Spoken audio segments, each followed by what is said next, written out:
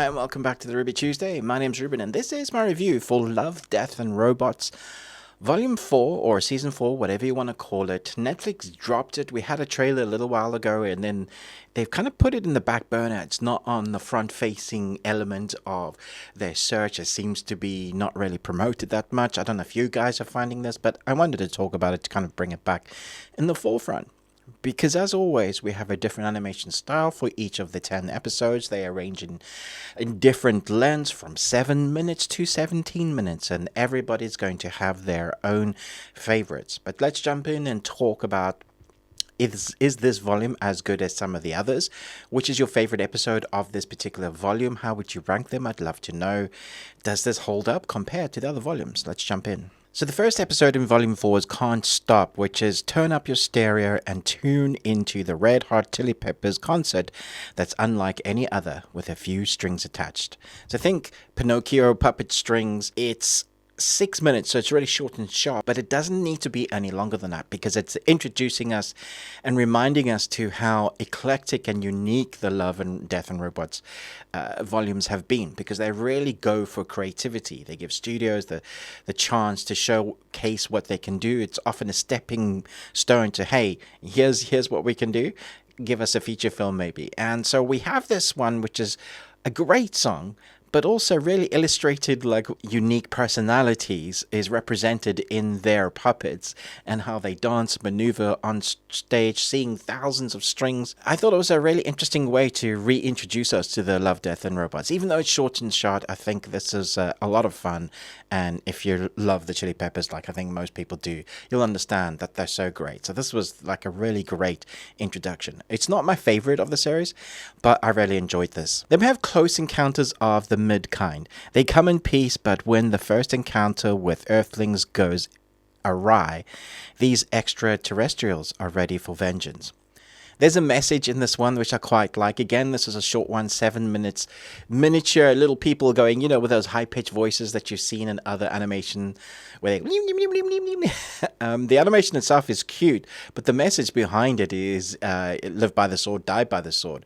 And as always, humans, like, we encounter aliens, and the first thing we're going to want to do is destroy them. And violence begets violence. And so the cycle continues, and we ultimately all destroy each other, and destroy ourselves. So that's the message. It's not very subtle about it, but it was a fun way to showcase it. Then we have Spider Rose, one of my favorites in this volume. At the edge of the galaxy, a grieving woman dreams of revenge. Can an adorable newcomer help her destroy her enemies without destroying humanity?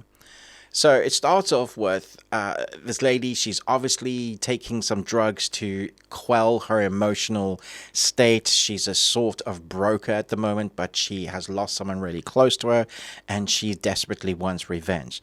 She has a thing, a MacGuffin thing, like a crystal stone that other entities, other species want, and she's able to trade that for something that is going to be really, I guess, help her to be able to destroy her enemies. Turns out to be a fluffy thing, and we have this relationship is showing that you can overcome revenge for love and putting down things aside to maybe find that you can be human once again after a massive tragedy. That's kind of the theme behind it. The animation style of it is fantastic to look at. Very photorealistic in a way, but then you have that space element with the designs looking quite gothic noir. I liked it. I thought it was really interesting. The ending is going to have people talking about, what's the story, what it's trying to say. It's going to have people guessing. I personally believe that one became the other. That's how I'm thinking. And there's a consciousness still in there. But that is subjection, and everybody's going to have their own feelings about. Yes, but in this bit, for me, I understood the message. It was plain aside, not diving away from the typical revenge story and overcoming revenge to be a better person and forgiveness, really. So that was interesting. Then we have 400 boys. Are they gods? Are they giants? All this band of survivors knows is that they're deadly, and they'll have to set aside their own turf war to stop them. This was a little bit anime, a little bit Attack on Titan, and had a score and soundtrack to it that was really funky. Kept you like beating your head. The animation style, again, another one different, but very cartoon-ish. I would liken it to something as mixing anime with Wu-Tang Clan. It kind of gave me that sort of vibe if you're thinking those old school anime styles, but with a really funky vibe. And, the story is about putting your revenge aside and knitting together to Let's go. defeat an ultimate evil. I hope that's the way Earth would go. I'm not sure if we ever did encounter aliens, but this again was fantastic. The other large thing, this Fury revolutionary has his plans for world dominance. All he needs is a henchman with opposable thumbs. This has been the argument that anybody that's ever had a cat will understand, that we know that cats allow us to be in their domain. Our cat Loki has been with us, and we fully understand that we are his servants. And if he had opposable thumbs, we'd probably be dead. If cats had opposable thumbs, they would definitely be the alpha in the room or on Earth. And that takes this premise and then gives it a robot, and we see what happens with it. It was just a lot of fun and ticks all the right boxes for cat owners. Golgotha, a mysterious race of aquatic aliens, has arrived on Earth. They don't want to be taken to our leaders. It's an interesting one, this, because we had live action actors mixed with CGI created alien species, and the message was basically that we're humans have messed up Earth, which we know we have, and our time is up. It kind of reminds me a little bit of a Hitchhiker's Guide to the Galaxy. I don't know if it's a slight nod to Douglas, but the whole dolphin god thing was interesting, and I liked the idea of the story. It didn't feel fully fleshed out or realized for me, so I enjoyed this, but I kind of wanted more from it. If I were to be ranking these, this would be lower in the whole lot, I think. The screaming of the Tyrannosaur. In an orbital arena, gladiators and dinosaurs compete in a deadly race and face a terrifying new opponent, featuring an appearance from Mr. Beast. I mean, I'm so done. I'm so over Mr. Beast. So the fact that he's in this wasn't a draw to this particular episode. But the story is something akin to Gladiator, the movie, a little bit Death Race, and Hunger Games. You smoosh that all together with a space adventure type vibe, or maybe Cannonball Run, and you kind of get what they're going for. It takes itself very seriously, this one, with this message of overcoming your oppressors. It's 15 minutes long, and it works almost a complete story. It's amazing what you can do in a short, how much story you can tell in it. By the time I got to the end, I understood that there was a love interest, understood the message of overcoming your, oppressors, as well as the kind of environment and the world that they were trying to create with this one. I enjoyed it a lot. This is my second favorite episode of Love, Death and Robots Season 4. It's called How Zeke Got Religion. On a perilous mission into hostile territory, the crew of the World War II bomber encounters an unholy enemy. First off, the animation in this is stunning. Reminds me of some of those old school Akira type animations that we used to get.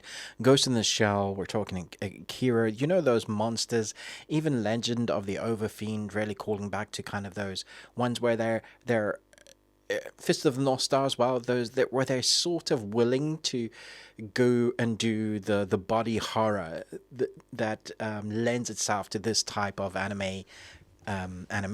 And so we have this core group, this bomber is sent out on a perilous mission. They don't really know what the mission is. One, as the title says, How Zeke Got Religion, he's not really a religious fellow. Others are quite superstitious and religion, but it comes into play that they have something to battle that's quite evil.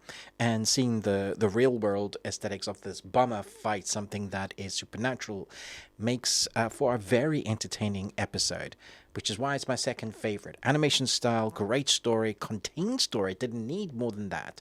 I was thinking, I wouldn't mind a whole film of this or a series. But actually, it does the job. It tells the story. You figure out anything else that you need to know. And the full fruition of this is just a stunning adventure that's part supernatural horror, part adventure, and has a fun story to remind us of that kind of old school anime that, remember when they went bold, they went crazy? That's what we've got here. Then we had smart appliances, stupid owners. From thermostats to toothbrushes to toilets, these ultra-modern appliances have something to say about their hapless owners. I enjoyed that this was stop motion, but I would say this is my least favorite because it didn't really have a story. It was just individual stories of appliances as if they were real. If humans used them, like your toothbrush, your vibrator, whatever you're using, that are smart appliances like your toilet, their world is dark because of us humans. So it was a fun take, but didn't have a coherent story really. So I enjoyed it. I love the stop motion, but I probably rank this right at the bottom. Then to finish it off, we have For He Can Creep. London, 1757. Satan battles a cat for the soul of a poet whose verse could give him dominion over the earth. This was fantastic. Again, capturing the love of cats and the idea that they are one of the only species, if not the only species, that could battle Satan, and you'll have to watch the episode to find out. I think this was a showcase of, remember how good Love and Death Robots was, how creative it can be.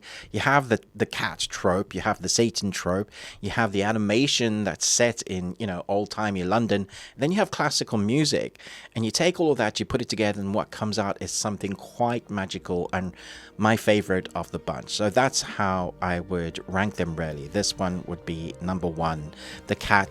The second cat episode would be number 2, and then the others would be interchangeable. But I'd love to know your thoughts about this volume. How would you rank these episodes? Which is your favorite of it? Thanks so much for watching, but most of all, until next time, remember, live long and Tuesday.